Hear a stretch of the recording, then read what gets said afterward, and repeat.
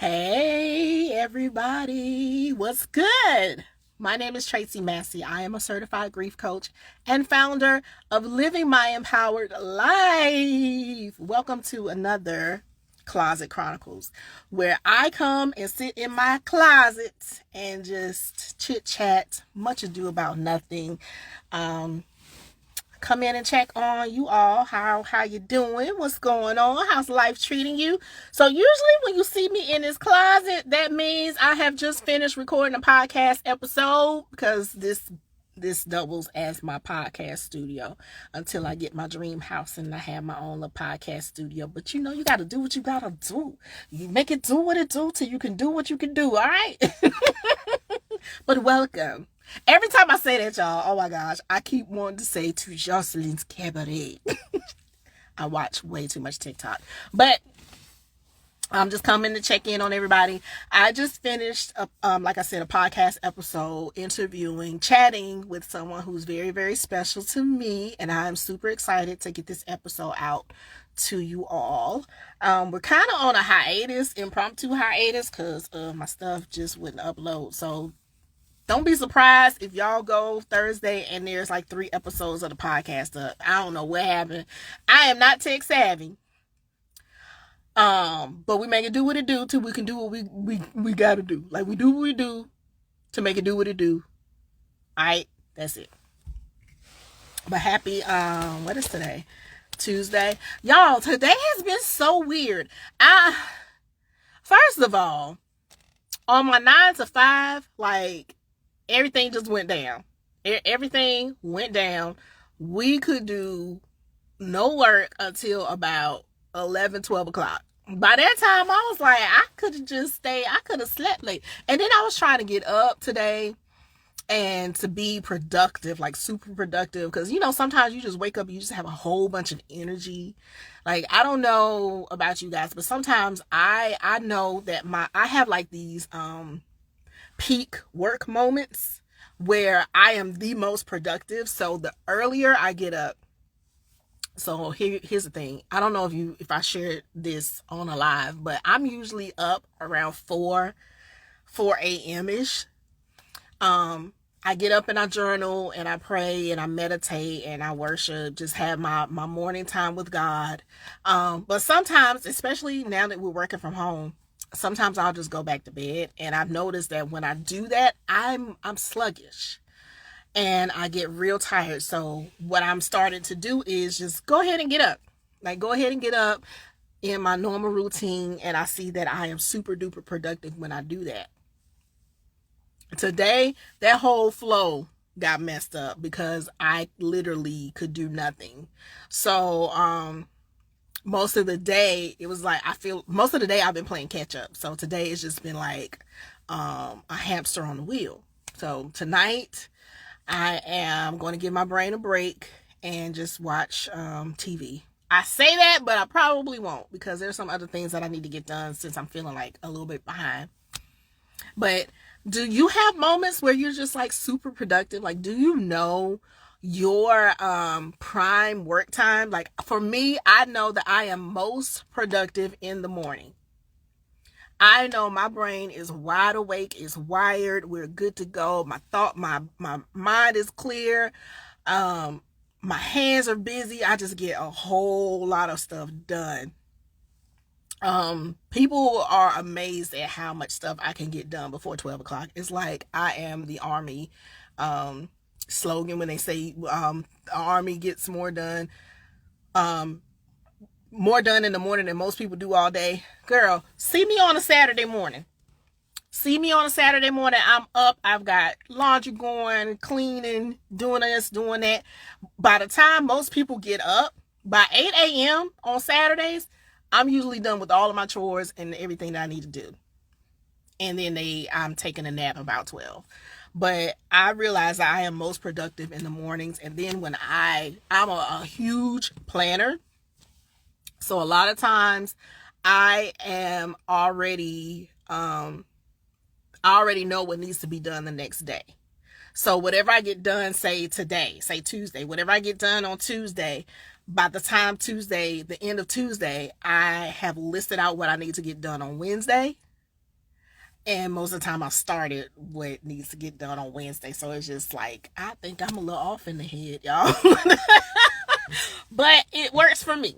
It works for me. So if you are having a problem with being productive, figure out when you are most clear. Your mind is the most clear, and try to work around those times. I really wish that employers, like those of us who still work 9 to 5, I really wish that we could work our hours around when we're most productive. Because like I said, I get a lot of stuff done before noon. So by the afternoon, I'm just kind of like twiddling my thumbs and finding stuff to do. So that's one thing I'm going to set up in my business. Get your stuff. Let's figure out when you are most productive, and then we can go from there. We'll set your hours from that point. But anyway, we're not there yet in the business, but we shall be. Yes. Speak those things that are not as though they were. Like, what you want to see? Manifest. So anyway, y'all, I'm super excited because it is almost October. And I shared in a story that October, did y'all know that October is considered the month of harvest? And if you're in church, if you're churchy, you hear people say, oh, it's harvest time, it's harvest time, it's harvest time. But have you ever really thought about what goes into actually having to harvest a crop?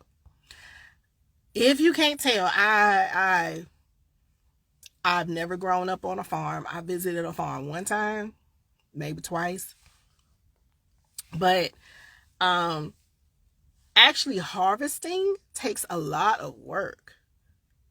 And it's not as pretty as we make it out to be in church, right? So when you're thinking about this month being the month of harvest, what is that? Thinking about this month as being the month of harvest, thinking about all the seeds and stuff you planted. So all the work that you've done up until this point, you got to get a return at some point. So if this is the month, you're going to work harder now to get a return on what you already did. So welcome to the way my brain works. So I'm sitting here thinking about all of the stuff that I've worked on up until this point, and thinking about the launches. Like my course is launching the end of this month, because we're getting you ready for the holidays. The holidays can be really hard for people who are experiencing grief. So my course is designed to help you disrupt the cycle of grief, because that's what I do. That's what I teach you how to do. So I'm packaging all of that into a course. It's actually a one-on-one program where I walk alongside you on your grief journey, so we can disrupt the cycle of grief, so you can thrive and be better, because I am living proof, baby. I am living proof that you can thrive through grief. And I am going to teach you the shortcuts. All the stuff that I had to go through, because I got over 20 years in this game. My daughter passed away 15 years ago. So I've got all of that experience, and I can teach you all of the things that I've learned over the years, so you can kind of, it's not going to be an easy road. I don't want anybody to think that. It's not going to be like snap your fingers and then, oh, I don't grieve anymore. No, because I still grieve. Yeah, I still grieve. However, what's different now is how I grieve. So I still experience grief. I still have moments of sadness. I still have moments where I'm dealing with whatever cycle it is. But now I have the tools to disrupt it. So when I say disrupt it, that means if I am, there have been times where I would get so down where I wouldn't want to get out of the bed. Now there are things that I do when I get in those moods that I can implement, and then I'm up and, functioning. Because a lot of times when you're dealing with grief, you just want to be able to function. But I'm going to teach you how to thrive through your grief, because you can live, you can enjoy your life, you can not feel guilty about it. So that program is coming up. We have the waiting list is available on my link. Why am I pointing? There is nothing. But if you're interested in this program, we do have a link available in my bio. You can sign up to get on the waiting list. You'll be the first to know when we do launch. And Actually, don't go to that link because we're doing some tech things tonight. Don't go to the link just yet. I'll come back and make an announcement where you can go to the link and actually sign up. But I do have, if you need help right now, you wanted to know if coaching is a right fit for you, I do have appointments available. 20 minutes where we sit and we chat and you tell me about your loved one that you're missing, you're grieving, and then we figure out how I can help you. So my whole goal is to teach 100 women how to disrupt the cycle of grief. Because I'm tired of seeing us, not be who God has intended us to be because we're drowning in grief. And I totally understand what that feels like because been there, done that, can write a book on it, which I probably should write a book on it. But as you can see, your girl is doing all right. So I just want to see y'all, if you ever come to this page and you're inspired in any kind of way, and I know that you guys are because you show up in my DMs, you show up in my comments, and I appreciate every single one of you. But I just want to see y'all win. I want to see you thrive. I want to see you make it through this thing because you can. All right. And again, I know that it's hard. My grief season is different than the holidays. I tend to make it through the holidays just fine, but I know that I'm a minority.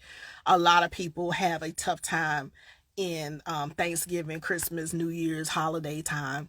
So what better time than to sit here and, give you the tools so you can get through this thing.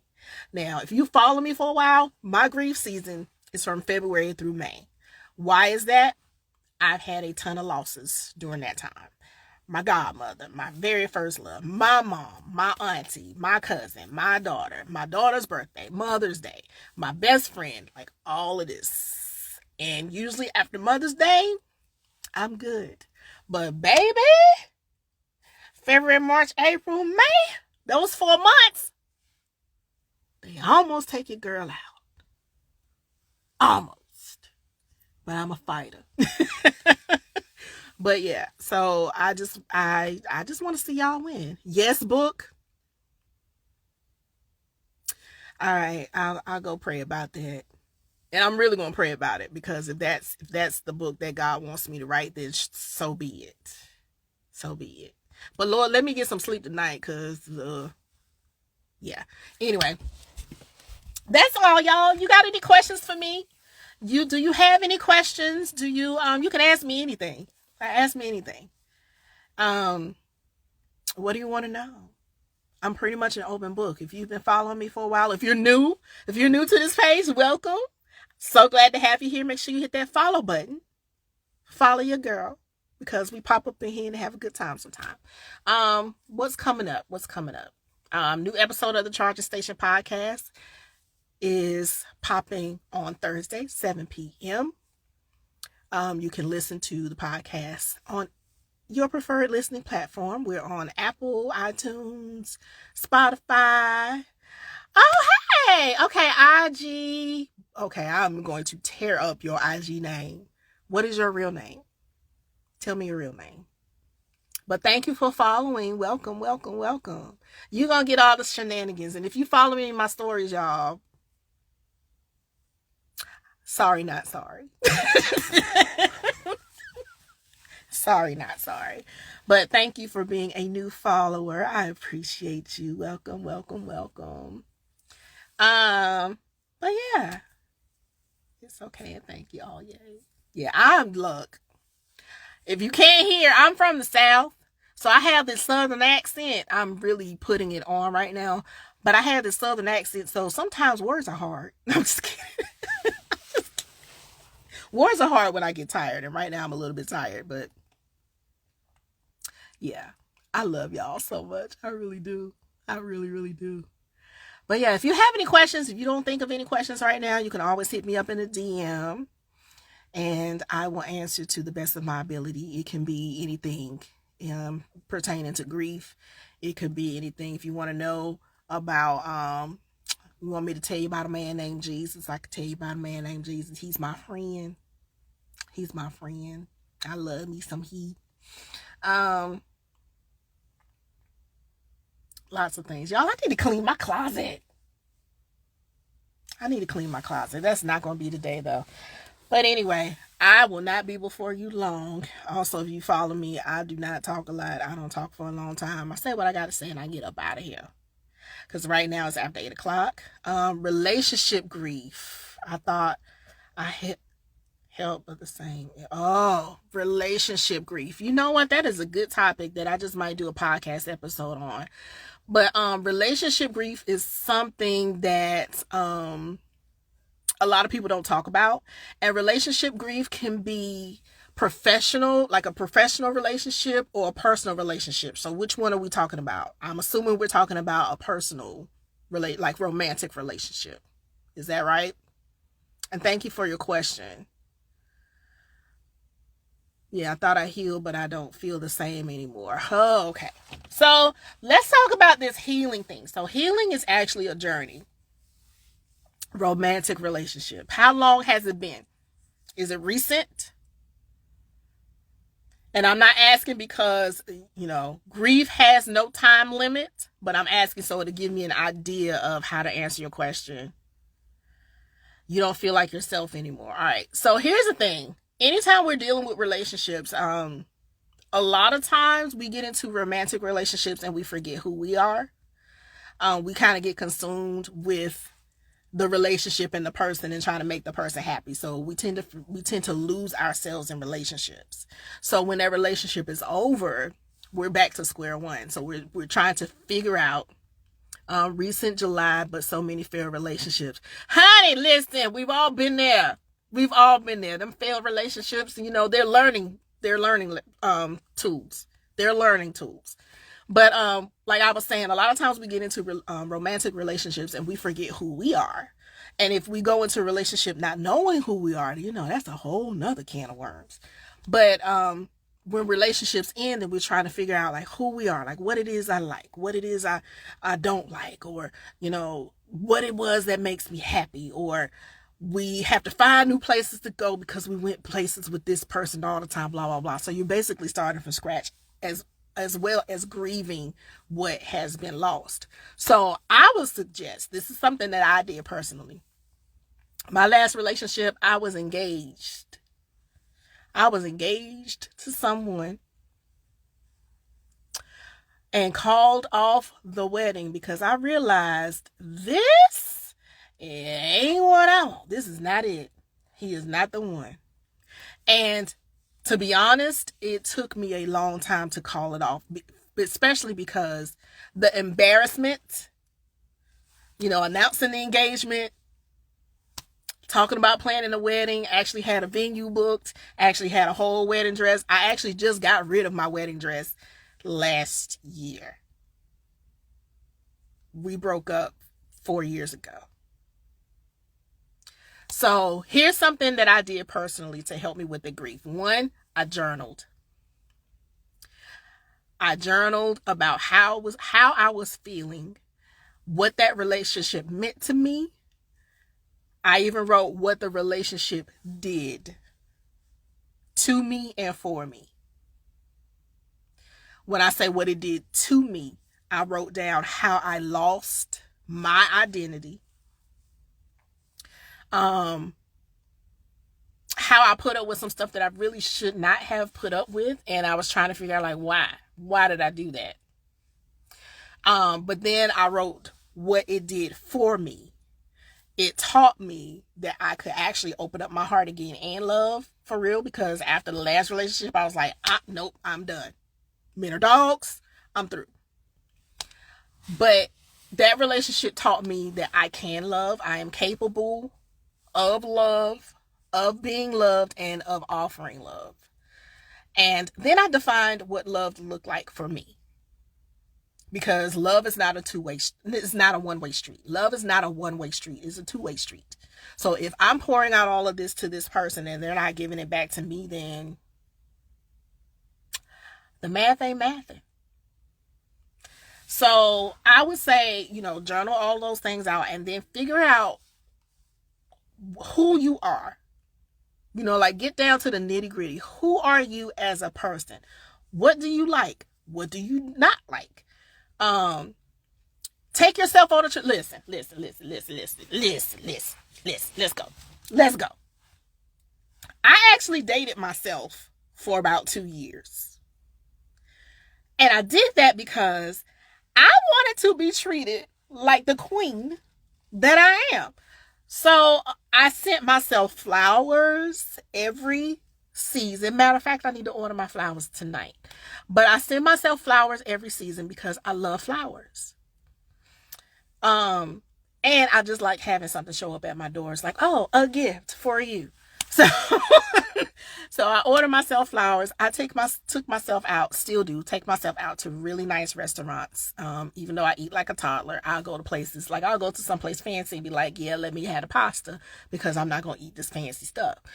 But take myself on nice dinners. I take myself on trips. I take myself to the spa.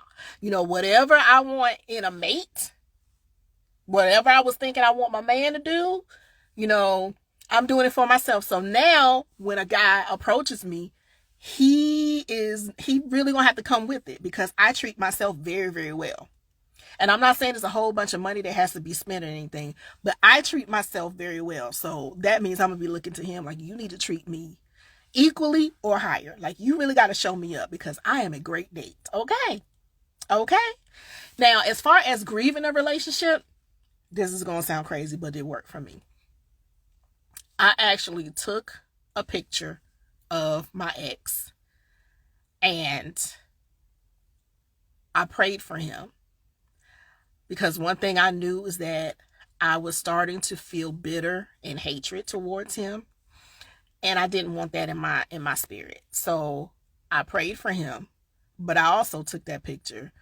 I prayed for him and I asked God to help me to forgive him and help me to forgive him for the things that he did to me and help me to forgive myself for allowing those things. God helped me through that. But I also took that picture and this is going to sound crazy.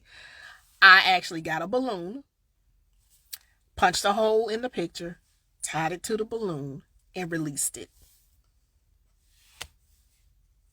And I said goodbye to him that way. I released it. And on the back of the picture, I wrote something to the effect of, I forgive you for blah, blah, blah, blah, blah. And I thanked him for the time that we did have, the time that was good. And that helped me. Yeah, girl, I released it. He went floating right on off. And he's still alive. So here's the funny thing though. Now we are friends. And I'm not saying that everybody needs to do that, but we could not be friends because he tried. He tried. He really did try to come back into my life a little too early. So I actually had to block him for a little bit until I knew that I was strong enough to be able to accept him into my life in a different capacity. And if I did not have that room, that capacity to accept him into my life, guess what? He wouldn't be here. And even now, he's on the borderline. So it's like, here's my heart, here's my mind, here's my country, but you like on out, like you got this much access to. Good evening. So yeah, so now we're friends and I can actually, talk to him.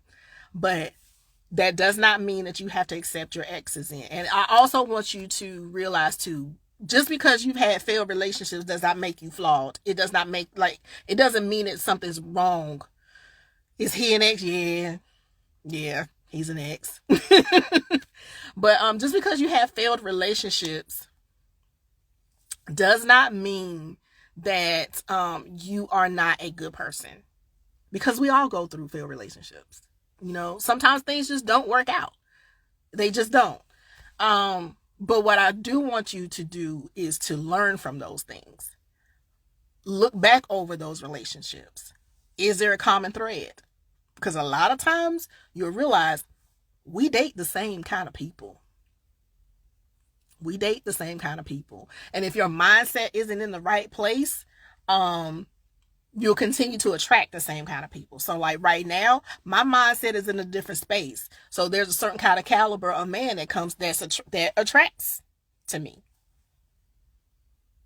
And there are some guys that know I can't play with her. like they know I can't play with her. I can't get over on her because I have my standards now. A lot of times we are the common denominator, but a lot of times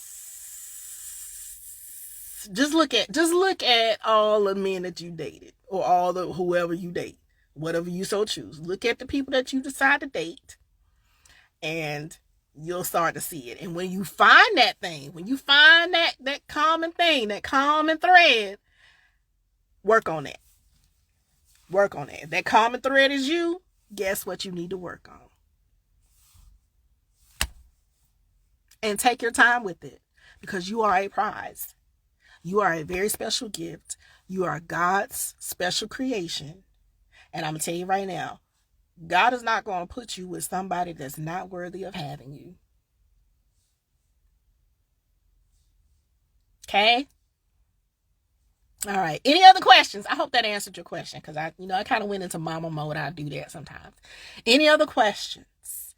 Y'all can ask me whatever you want. And yeah, I think I will. Thank you for that idea. I think I will do a podcast about relationship grief and give you some tools and some resources about that. Because that's a good one. That's a good one. Especially with the holidays coming up. We start thinking about, I don't have a man. I don't have a woman. I'm not dating anybody. I don't have Christmas gifts. Girl, you better go out there and buy your own Christmas presents. One year I gave myself a car. That was my Christmas present to myself. I bought myself a car. Sure did. Every gift that's under my tree now, guess who got it? Until I go to my like we have Friendsgiving or Christmas gatherings, I go to my friends' houses and stuff, and then we exchange gifts. But a lot of time, leave us alone. I can't. That is not what I'm called to do. I am called to aggravate y'all. I'm called to make you think. Look, but seriously, yeah, treat yourself well. Like, you deserve it. You deserve it. Treat yourself well. Because I guarantee you, when you start treating yourself well, everybody else will start treating you well, boo. I have a circle of single friends, but I've been my husband, 29 years. Girl, congratulations. 29 years. I commend you. 29 years. That is awesome. Honey, let me tell you something. I tell this to all of my married friends. If you can stay married, if you are married and you can stay married. Because these streets are trash. No, there's some good people out there, but Lord, and you could stay married. Like, make sure the marriage is healthy and good and stuff. Like, don't do like our ancestors did. Like, you stayed because I don't know why they stayed, but some people had a whole family right across the street with Lord. See, listen to your friends. Because this is some stuff. Oh, child, I got stories. But there are some good people out there. There are. But we have to be ready to receive that goodness. We have to. We have to be ready to receive. If you're not ready to receive, you're going to repel. But it starts with loving you and treating yourself well. Do that and watch the manifestation. Because I can tell you right now, I have guys approach me. Some of them show up in my DMs because, I'm a little cute. Okay. I look at myself every day like, girl, I'm like Cardi B walking past the mirror. Ooh, damn, I'm fine. But you know why I do that? Because growing up, I was called ugly. Call me ugly now, your mama. Y'all, I'm really saved. I'm really saved. I love Jesus, but I get slick sometimes. But yeah, so I have guys approach me, and like I said, they can tell off the bat. They can tell off the bat, like, oh yeah, she didn't want to be played with, and that's just because I love me. I love me some me. And it took years for me to get here. But now that sis is here, we're not going back. We're not. And I can tell right off the bat if a guy has good intentions or if he doesn't. And it's all about what I want to entertain. But stay married. All my married folk out there, stay married. If you can stay married, if you're married, you got a good marriage, honey, stay married. Because these streets ain't for the weak. I'm telling you.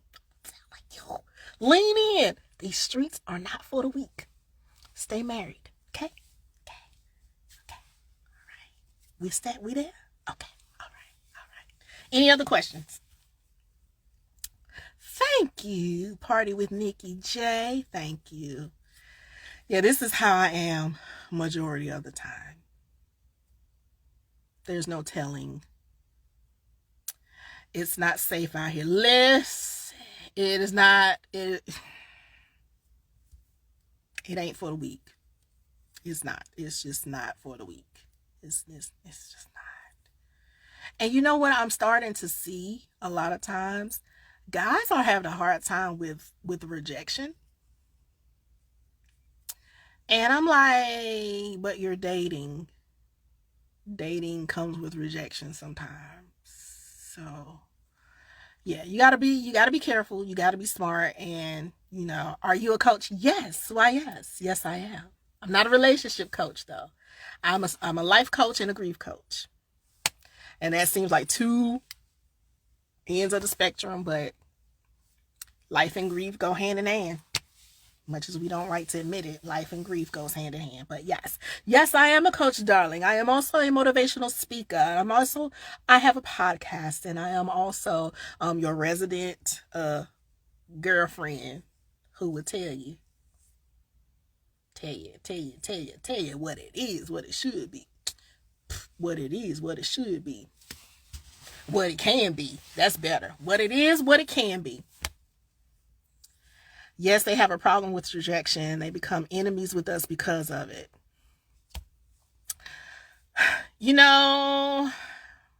Some of them do. And you know what I say to that? That's on them. That's on them. If you want to, it takes a lot more energy to make me an enemy than it does to make me a friend.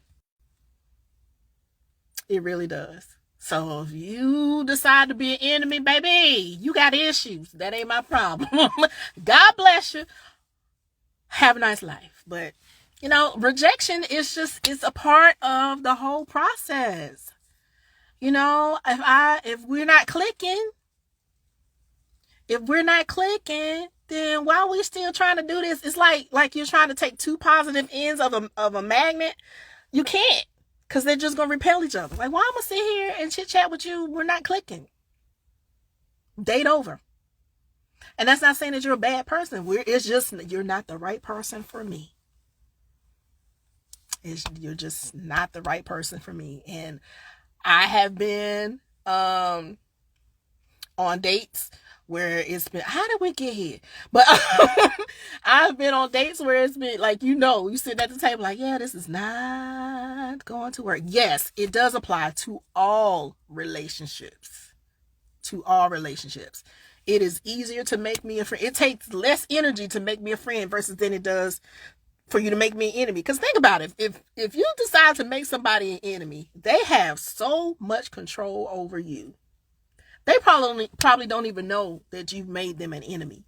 They're going on about their daily lives, but you sitting there like a mad scientist in a lab plotting against them. For what? For what? ¿Por qué? Why would you do this to? I'm over here trying to live my best life. I don't have time. time. I don't. I don't have time for foolery in any way, shape, or form, whether it be in my life, whether it be in business, whether it be personal relationships, whether it be romantic relationships. I don't have the time, nor the desire, nor the energy to put up with foolery. For one, I am 45 years old. I got more time behind me than I do ahead of me. I ain't got time. I ain't got time for nothing like that. Okay. Okay.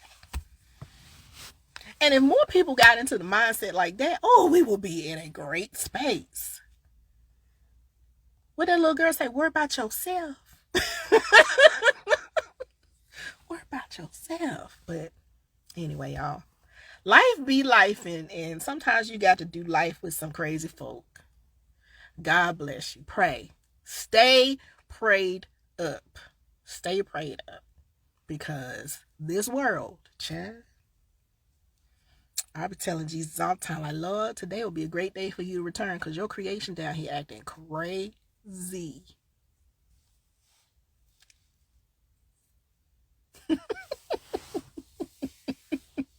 Well, I hope you come into this page that you will find some laughter, you will find some motivation, you will find some inspiration, you will find ways to help you just make it through this thing called life. Because we, as much as we don't want to admit it, we are in this thing together, y'all. We are in this thing together, and the sooner we start acting like it, the better off we will be. Amen. Amen. I love y'all. I'm really starting to think that green is my color. I might need to start wearing a little bit more green stuff, because the way this color is just popping off of my skin, I cannot. You're welcome. And please don't think I'm conceited, y'all, because I'm far from it. Because in a few minutes, I'm going to rip these. I just might take these lashes off while we're on this live. But in a few minutes, I'm going to take all this makeup off, and I'll be right back to our regularly scheduled program. Regularly. That is one word that is hard for me to say. Regularly. The usual program. Thank you. Thank you, Party with Nikki. Jay. Thank you. And you know what? The older I get, the more I experiment with color. As you can see by my hair, it's going to be a different color this weekend. But, you know, start to experiment with a lot of stuff. Because I'm free. I'm free. I don't know if it's because once you hit 40, you just start not to care. Like you really don't care about people's opinions. Like if I want to dye my hair purple, guess what it's going to be? It's going to be purple. Because at the end of the day, I got to look at myself every day. I have to be pleased with who I see in the mirror. That is my time. That's like in the club when the lights come on. You ain't got to go home, but you got to get up out of here. My little ring light go out. That means I need to recharge. So, any other questions before we sign off? 46 where? Ma'am? 46 where? Girl, yes, ma'am. Try to be like you. 46 and fine. Come on now. Oh, that ain't gonna do nothing. That little light. So anyway, before I sign off, any other questions? But like I said, you can always DM me. We're there. If no other questions, I'm going to get on up out of here and get ready for the night. So I can go night. I got a couple things that I need to do before I shut it down for the night, because y'all, 4 a.m. gets here before I realize it. And I just want to be bright-eyed and bushy-tailed 4 in the morning. So we're going to sign off. You're welcome. Join me next time. Just look out for the lives. I'll probably pop up on here again Tuesday after I record the podcast. And make sure you listen to the podcast. All right. Hey, body roll. Hey, body roll. All right. I'm out of here. But before I go, know that I love you and I'm praying for you. And I pray God's choice blessings over your life. And remember, God loves you. I love you. And it ain't nothing you can do about it. Boo. Ooh, ooh, ooh, ooh, ooh, ooh. Bye, y'all.